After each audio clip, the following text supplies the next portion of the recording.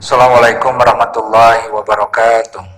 Alhamdulillah, puja dan puji syukur kita panjatkan kehadirat Allah Subhanahu wa taala.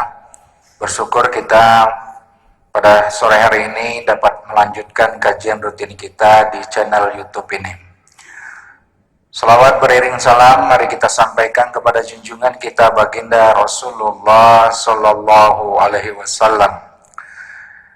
Hadirin ibu dan bapak sekalian, pembahasan kita pada saat ini tentang bagaimana proses penciptaan manusia yang Allah jelaskan di dalam Al-Quranul Karim ini. Ada beberapa ayat yang menjelaskan proses penciptaan manusia itu yang Allah jelaskan di dalam Al-Quran ini. Rabbi shrah li sadri wa yassir li amri wahlul 'uqdatam min lisani yafqahu qawli. Rabbi zidni ilma, Rabbi zidni ilma, Rabbi zidni ilma. Rabbana la tuzigh qulubana ba'da idh hadaitana wa hab lana min ladunka rahmah innaka antal wahhab. Mari kita awali dengan surat yang pertama yang Allah jelaskan tentang proses penciptaan manusia itu adanya di surat yang ke-23 atau Al-Mu'minun, juznya yang ke-18, ayatnya mulai dari ayat 12 sampai ke ayat 16. A'udzubillahi minasyaitonirrajim. Bismillahirrahmanirrahim. Walaqad khalaqnal insana min sulatin min tin summa ja'alnahu nutfatan fi qararim makin. Kita lihat artinya. Allah katakan a'udzubillahi minasyaitonirrajim, bismillahirrahmanirrahim. Dan sungguh kami telah menciptakan manusia itu berasal dari tanah. Jadi kita ini semuanya berasal dari tanah dan nanti juga akan kembalinya juga ke tanah.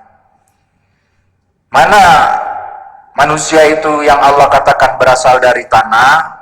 Semua makanan yang kita makan ini berasal dari tanah. Beras yang kita makan dari padi, tumbuhnya dari tanah. Kemudian kacang-kacangan yang kita makan itu juga tumbuhnya dari tanah. Gandum yang kita makan juga tumbuhnya dari tanah. Semua makanan yang kita makan ini berasal dari tanah. Makanya Allah katakan manusia itu semuanya berasal dari tanah. Dan di ayat 13-nya Allah katakan, kemudian kami menjadikan air mani yang disimpan di dalam tempat yang kokoh, yaitu rahim seorang ibu. Jadi saripati yang kita makan itu akan menjadi mani. Kemudian kita lanjutkan di ayat ke-15-nya Allah katakan, a'udzubillahi minasyaitonirrajim. Summa innakum ba'da zalika lamayyitu. Kemudian setelah itu sungguh kamu akan mati, kata Allah. Jadi proses kehidupan manusia itu endingnya yang pada akhirnya nanti akan mati. Kembalinya kemana? Ke tanah lagi. Berasal dari tanah, kemudian matinya dikubur juga di tanah. Nah, di ayat 16-nya Allah katakan, a'udzubillahi minasyaitonirrajim. Summa innakum yaumal qiyamati tub'atsun. Kemudian sungguh kamu akan dibangkitkan dalam kubur pada hari kiamat. Jadi prosesnya setelah manusia itu mati, nanti ada namanya alam barzah, alam penantian. Ketika kita meninggal, belum kita langsung masuk ke dalam surga atau neraka. Kita menunggu dulu, menunggu yang namanya di alam barzah. Tapi menunggunya ini juga tergantung dengan amal perbuatan kita semasa kita hidup di dunia Kalau kita banyak berbuat baik, dalam penantian itu nanti kita akan menikmati semua apa yang pernah kita kerjakan selama kita hidup di dunia. Kalau kita banyak beramal baik selama kita hidup di dunia, ini nanti di dalam alam penantian itu juga akan mendapatkan kebahagiaan.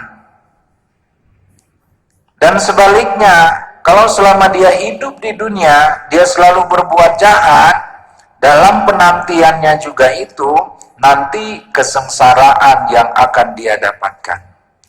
Nah, kembali ke proses asal manusia tadi, inilah perjalanan manusia yang Allah tuangkan di dalam Al-Quran ini. Nah, kalau kita lihat ayat ini, makanya Allah paling tidak suka, Allah paling marah benar dengan orang yang sombong. Sebab apa yang kita sombongkan, semuanya nanti kita akan kembali ke tanah. Asal muasal kita ini dari tanah dan kembali lagi ke tanah. Jabatan yang kita miliki saat ini tidak akan ikut nanti ke kita. Harta yang kita miliki saat ini juga tidak akan kita bawa ke alam kubur nanti. Ilmu yang kita bangga-banggakan juga tidak akan kita bawa, kecuali ilmu yang kita amalkan selama kita hidup di dunia. Nah, ilmu itulah nanti yang akan kita nikmati juga balasan dari Allah Subhanahu wa Ta'ala. Makanya kepada kita semuanya, ketika kita masih diberi kesempatan oleh Allah dalam kehidupan di dunia ini, untuk kita selalu banyak berbuat baik, baik itu kepada sesama manusia maupun kepada Allah. Tugas kita sebagai makhluk, perbanyaklah kita untuk mempersiapkan hidup kita yang akan kekal abadi selama-lamanya nanti. Subhanallah. Al-Quran jelas sekali menerangkan bagaimana proses asal muasal manusia itu. Tadi Allah sudah katakan, manusia ini kami ciptakan semuanya berasal dari tanah, kemudian menjadi saripati dengan bertemunya opung dan telur, dengan berhubungan antara suami istri, orang tua kita dan ibu kita, dengan proses yang halal, proses yang suci, proses yang disahkan oleh agama. Makanya ketika orang melahirkan di luar nikah, sebenarnya bukan anaknya yang haram, tapi pekerjaan orang tuanya itu yang haram, yang melanggar aturan. Seharusnya proses pertemuan antara air mani dengan opung, calon telur yang ada di rahim seorang ibu itu harus melalui proses pernikahan dulu, supaya anak yang dilahirkan nanti benar-benar dalam keadaan suci, dalam keadaan bersih. Oleh karenanya, kepada kita semua hadirin ibu dan bapak, jamaah dimanapun Anda berada, sadarilah bahwa sesungguhnya kita ini makhluk yang paling lemah, yang tidak punya daya upaya sedikit pun tanpa pertolongan dan bantuan dari Allah Subhanahu wa Ta'ala. Ini ayat yang pertama yang Allah jelaskan tentang bagaimana proses penciptaan manusia itu. Saya akhiri, billahi taufik wal hidayah. Assalamualaikum warahmatullahi wabarakatuh.